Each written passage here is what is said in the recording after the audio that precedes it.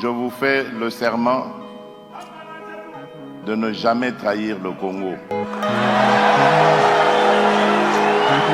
notre population, c'est qu'aujourd'hui, plus que jamais, nous devons garder l'unité entre nous. Les gens ne comprendront pas aujourd'hui ce que je suis en train de dire, mais dans quelques années, ils comprendront. La chance que nous avons aujourd'hui, c'est d'avoir ce président, Félix Tshisekedi. Pourquoi? Parce qu'il est celui qui s'est levé contre le Rwanda, contre Paul Kagame. Ce que vous devez savoir, faire la paix, ce n'est pas une faiblesse. Non, jamais aucun Congolais digne de ces noms laissera M. Kagame arriver au bout, de sa vision. Même si les dominants l'aident, nous sommes 120 millions aujourd'hui. Bonjour à tous, merci pour la confiance, merci à tous ceux qui se sont abonnés sur notre chaîne. Comme j'aime souvent vous dire que c'est la meilleure façon de nous soutenir. Mbote bandeko bisika nso boko landa biso, esengeza vraiment makasi ya mona ke bozali ebele ya kolanda biso partout bozwami. Nzambe a sunga toka bon dimanche na bino nyonso bandeko. Na kosenga bino comme d'habitude, tout ça la devoir patriotique. Devoir patriotique ezali ni ko aimer vidéo.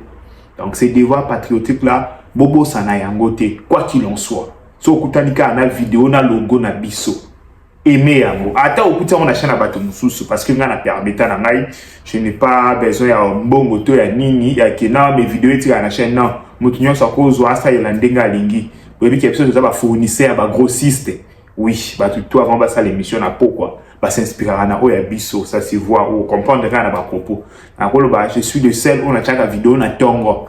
Dès qu'on se réveille, je mets une vidéo. Donc j'ai des informations à la source qui me permet déjà de faire une vidéo et les autres c'est un peu de regarder, il a dit quoi, il a fait quoi, bah loukipé, bah loukakapé. Je vais pas dire nazo bah mérite, non c'est moi qui donne non, bah loukakapé, mais il s'inspire souvent ici bandeko. Merci Mingi, il s'inspire souvent ici, c'est grâce à vous.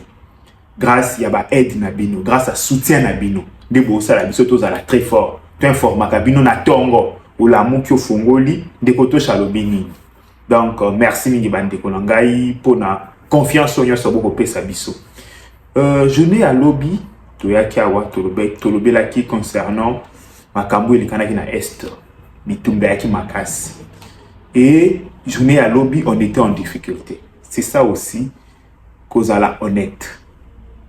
Je n'ai à lobby notre armée était en difficulté mais à se défendre comme il faut. To sala qui repli stratégique de Tolobaka parce que vous voyez que bitumbero le kana na territoire na biso. Bitumbero le kana na territoire na biso et à chaque fois ceux qui va Rwandais va engager combat na ba territoire où ils habité, il y a le quoi basé la population na biso en otage. Et le gouvernement congolais ne peut pas se permettre. Na yoki mutu moko alobi po anu bazo bombarder te. Imaginez bandeko.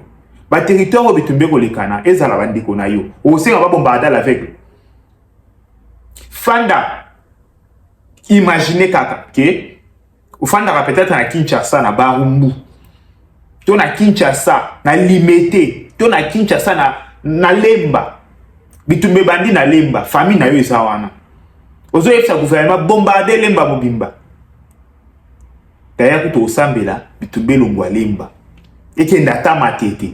Bana matete pe ba osambela bitumbe longwa matete eke ndata kisanga kingasani kingasani ba osambela eke ndata malu. C'est comme ça difficulté tozo kutana na yango wana. Difficulté za yake bitumbe za na territoire na biso bandeko. Et deux fois on a du mal à se battre jusqu'à la fin. Toko banda bitumba boye ba rebelle ba se replier na ba zone o batu ba ofanda. Moye bo kota kuna bo achever bango ezate. Parce que eza ba zone habitée. Difficulté à terre. C'est pourquoi il y a des jours où les rebelles ont compris cela. Bah va quoi attaquer bah village habité. C'est ce qu'ils ont fait. Bah bombarder bah village au batoazo fanda. Oko riposter ndengeni. Bah image ça choquant pour ceux qui sont au groupe. J'ai envoyé ça hier soir. Et ça choquant, tu vois, bon, yoma offendé au lobby, mais ces gens, est-ce que bazana motema? Est-ce que bato bana motema ya kibo moto? Est-ce que bato ba raisonner vraiment? Donc la journée d'hier a été un peu compliquée pour nous. Ils avaient qui moi bizarre. Espérons que notre armée a eu à disposition parce que lobby n'a pas quoi, n'a pas information dans sa qui n'a pas une situation ils ont eu pénal à contrôle. Lobby armée n'a pas eu ciment. Mais kolobake bazui nini ba persévère Uvira c'est faux. Bitumbe salamaki aux alentours d'Uvira. Yango tolobaki Uvira en danger. Parce que banda Kabo baye ama sali est très stratégique. Baye ama sali est très stratégique ama sali ba ouais comment Uvira. Ici pour moi c'est ça le vrai problème parce que bitumba bombo et Longwe Rwanda et Okwea na sol congolais c'est à 50 km. Question 50 km na Rwanda bon. Ba on va obeta ba bombe so Okwea. Qu'est-ce qui manque? Biso beto beta Okwea non. En fait, na éviter qu'est-ce qui nous manque? Quand il t'a bombe des eaux manquées, Tony Boloba comme ça to lukata mbongo. To sangisa ta congolais nyon so atinda ta $10 américains, to son barasi quand il t'a bombe rokoka. Bandeko mutema esuki. Mutema esuki. Na lobibo. Bitumbeza à 50 km ya Rwanda. Ba bombo yo na obeta avion de solo ekwei. Ba bombo ekwei na Congo et wuti Rwanda ba beta na Congo. Et ce qui m'étonne c'est quoi? Qu'est-ce qui nous manque bisopé? Tous ont la même bombe, même type de bombe, tous sont à la même distance. Lâcheté, la crainte, la peur, qu'est-ce qui nous manque? Alors, on a en tant que stratège militaire, on a précisé. On a peut-être en tant que en tant qu'un homme au monté mesouki. Ouais. Alors, comment le quoi invente en guerre? Parce que ton mémé bateau yo, bon moto à niveau nyon so balingi la ba on ko yokate. Balingi la ba on ko changer te. To ke na bondé. Lobby bataille est vraiment rude et courage n'a pas FRDC, courage n'a pas Wazalendo, ils ont résultat à Bitumba. Bitumba un jour et quelque chose à la compliqué pour vous, demain quelque chose à la bien. Donc c'est pas la peine dans mon abat, tu vas pas suer FRDC, non, Bazaka va te stratégique c'est faux. Les Araki Bitumba, Bazaki na champ de bataille, jour où il y a le cité, les lobby va rebander. C'est simple, c'est simple. Et ce matin, avec les informations qu'on a, bah ça très bien, tous les bandeko, bah si t'es nyon so bah rebelle bah se présenter qui, bah zone ici bah on s'imagine journal le temps. J'ai des informations sûres et certaines. Bah zone ici bah on s'imagine. Donc, je n'ai à lobby pourquoi risquer la vie de tant de nini des civils aussi longtemps où vous avez une autre jour devant vous. C'est ça. Yangwa na olo bah na bino bandeko. Ne vous laissez pas manipuler par bateau. Tous les deux camps, hein, parce que il y a un accord encore, baza kokosa, empire du mal, empire il y a mensonge. Quand Rwandais va recruter pe, bah nègre de maison, ouais, bah on peut recruter na Congo, toi appelles na nègre de maison. Bande kono pe na congolais boui, congolais, mais ceux qui va bomi na STA c'est pays. Abi ah tu sais qu'il y a zui, so ba beti bombe mon na STA yo qui bien. Pour au moins siko kanda na place fandaka les kaka kaloba ke Kagame boye te on comprend le niveau ko finga yo et puis ba yebi français hein yeso ko bedo français bo tango alors finga respecter la ponctuation pour ka osimbi Kagame ba nègre de maison ba congolais à mauvaise qualité comment ba ko bo ba ndeko na yo en fait je comprends. Aux a obligé à tu sais qu'éditer. Ça se comprend. Et c'est une bonne chose. Ça montre que toi, la démocratie, na unanimité. Mais ce qui m'étonne que, est. En fait, tout le bagage est congolais. Baba kivusien. Tout le bagage est semblable na yo.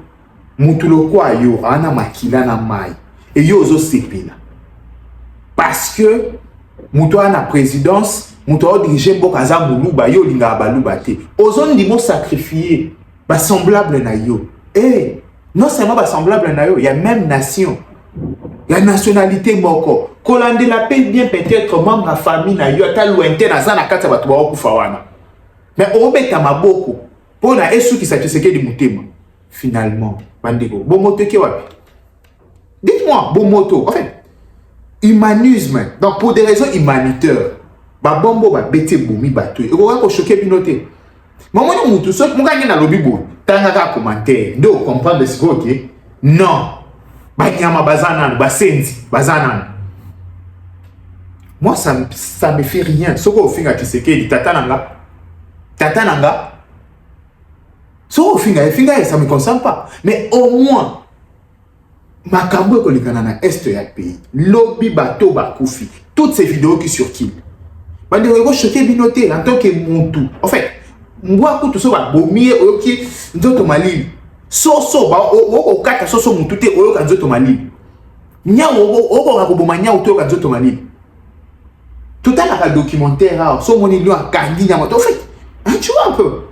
Mais t'es semblable batu ba lo kwa yo. Ba o kufa na est yo zo ya kofinganga. Oh! Mais ça, je me demande, cette jeunesse, ils a pourri. Mais jeunesse congolaise, sincèrement, ils a pourri. Montez Mama Benabino, vous voyez comment ça vous a aveuglé.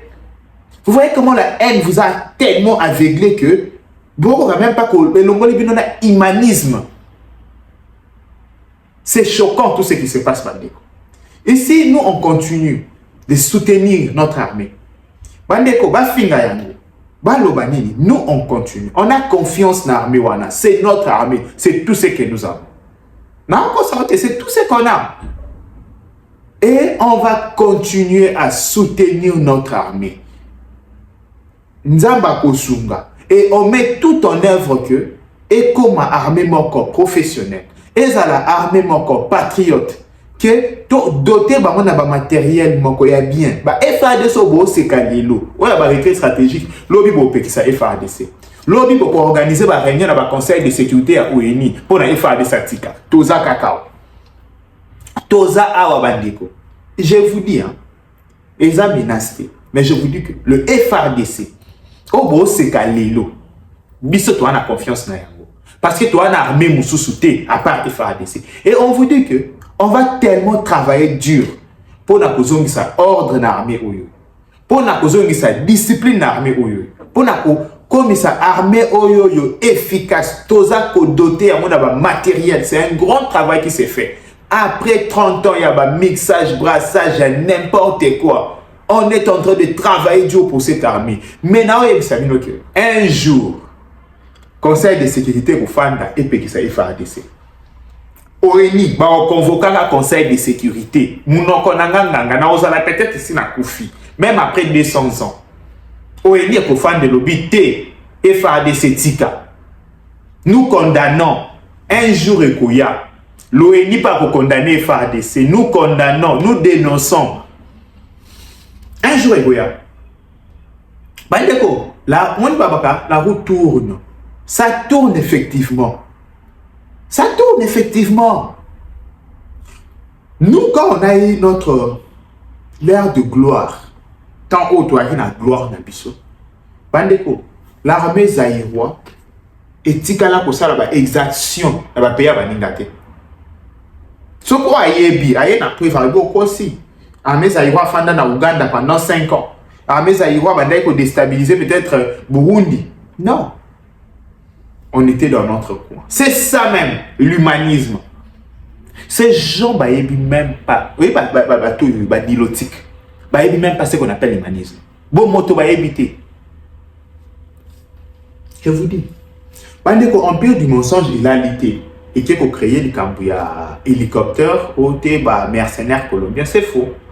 Hélicoptère où est puis na bandeko uta Uvira. Et maintenant que Bounia, si je ne me trompe pas, l'hélicoptère, et ça lui crash. Crash. Missile moroté à M23 s'est touché hélicoptère. Missile moroté à M23 est touché à l'aéroport. Et puis, dans le hélicoptère, pardon, ils ont un civil. Il n'y a pas eu de militaire dans le hélicoptère. C'est un hélicoptère civil. Et ça lui crash. Talandé pour me marrer. Talandé pour me marrer. Alexis Tabouman, revendiquer à Kabouit. Le le souke la yawapi. Tande bo imara. Ah, bozo revendiquer, bino ba to battre hélicoptère. Ba kolo ba tuana, ba kolo ba civil wana. Ceux qui les lo ba poursuivre bino, que bo battre ba tuna ba. Bo lo ba. pressé. Pressé. Donc, c'est comme ça, Bandeko. La journée s'annonce bien sur le terrain. Espérons qu'il y a aussi la bouée. Comme je vous ai toujours dit, Eza Bitumba. On attend, on a noté. Tout ça bien, tout gagner. Non. On attend, tout le temps, on attend la vérité, tout le monde, ça va faire. Vous comprenez? Va faire, Ezali. Et nous travaillons sur ça. Il y a un comme ça, on a mais il faut faire, Ezali, arranger. Stratégiquement parlant, tactiquement parlant, tout ça pour travailler sur tout ça. Espérons que ma camion se collecte à Malam. Espérons que Victor est à la côté de Nabiso. Toujours Bunda. On a Sabino toujours. Mon guerre. Tout côté peut perdre. Tout dépend de nous. Combien tu s'investir? En vrai, dans investissement, il y a façade.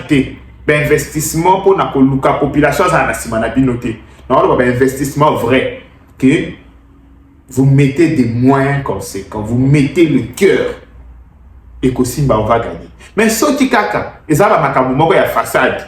Poto sepelana bino, poto linga bino de politique, to le bino, les politiciens vont travailler, talakutu il y a façade, bino va boire en danger. Ngaïté, va deko ngayangalité. Na ko se ngape nanga pardon lobi. Aye na fuka mpe na chenanga pardon limbisa ngai. Je peux le faire. Mais le problème, c'est qu'il y a des politiciens. Vous devez mettre votre cœur dans ça. Vous avez la première victime, ceux qui l'ont reconnu. Il ne faut pas bosser dans Makamboy. Il ne faut pas bosser dans la vie. Il faut mettre vraiment du sérieux. Il faut mettre votre cœur, il faut mettre des moyens conséquents. Vous avez intérêt à gagner. Je vous dis, vous avez intérêt à gagner. Parce que ceux qui vont gagner, je vous promets, souffrance manque beaucoup de monde. Souffrance, mon Congolais va vivre. Le Rwandais ne pardonne pas. Na lobby. Na lobby en tant que humble serviteur de Bino. Na yebi Bino na communiqué. C'est à vous de voir qu'est-ce que vous allez faire avec mes dires. Est-ce que beaucoup s'entêter? Je ne sais pas. Est-ce que beaucoup revoir votre façon de faire? Nzambe Asunga Congo. Nabatu na enyoso. Et vous allez l'eau malam. Merci Nabagro Nyoso Balandi Biso. Merci P Naba Deko Nyoso pour soutenir Biso. Notre numéro MP ça RTL Manila. Soutenez-nous comme je vous demande toujours pour entretenir aussi nos sources. Aidez-nous. Il y a OK Liboso en aimant des vidéos, en commentant positivement. Et vous allez l'eau malam. Zamba Sunga. Bye bye. Ciao.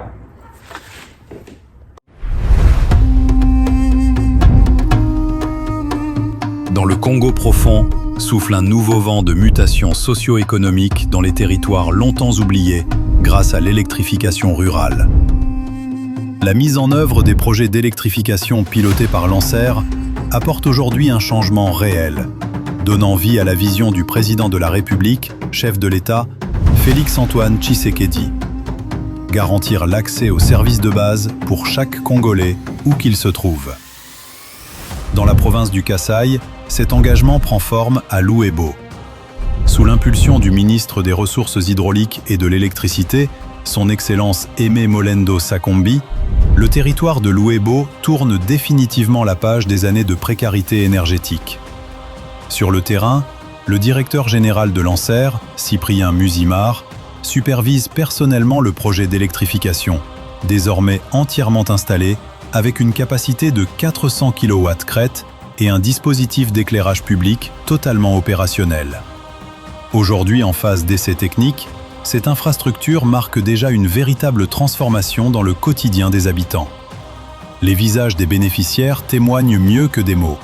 Dingele président wetu twasikijile wabunyi bwa malumi mpaji mutu enzele katuvutu tekemene bito kajitu katuji munutu etu ninzembwe tumunutu sukule bilambu mubintu byabatoko bituvu twanviye kubule tukatuji munu byetu tetu mulwebu etu mali butuji kuchinsasa butuji myaba matunga makwabu tutwele président wetu twasikijile wabunyi bwapiji mutu enzele biempe mwinde bekisenga mabiloko ebele pona banotumba misana na mulili siko na moyimba tie biso bakura ona sepeli nazosoma biso batorche na bapilite fasi beton merci mingi tosepeli mana pona mokonzi ya mboka kado ya pesi biso tosepeli makasi po batarife biso nanu te tokomi kona koutilize yango bapesi biso 3 mois gratuit l'électricité change tout. En serre, pour un nouveau jour sur la RDC.